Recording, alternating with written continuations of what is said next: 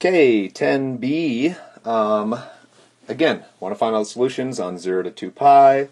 In order to do that, we're going to need to substitute in using one of our Pythagorean identities, because currently we have sine squared x and cosine x. We want to write it all in terms of one trig function. So I'm going to substitute in for sine squared x. So to do that, I'm going to get negative 2 times 1 minus cosine squared x plus 3 cosine x plus 3. Distribute negative 2 plus 2 cosine squared x plus 3 cosine x plus 3 equals 0 equals 0. Combine like terms, 2 cosine squared x plus 3 cosine x minus 2 plus 3 gives me plus 1 equals 0. And again, pretend like this says 2x squared plus 3x plus 1 equals 0. How do you factor that? This is going to factor the same exact way.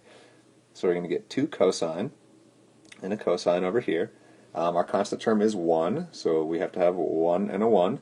Now we just got to figure out positives or negative.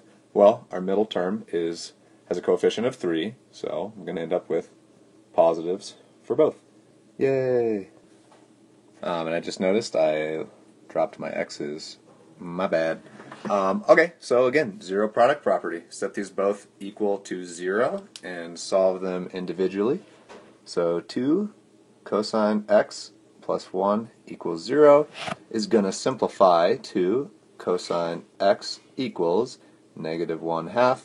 Over here, we're going to get cosine x plus 1 equals 0 is going to simplify to cosine x equals negative 1. So unit circleize yourself and just do a little bit of thinking. Well, first one, where's cosine equal to negative 1/2?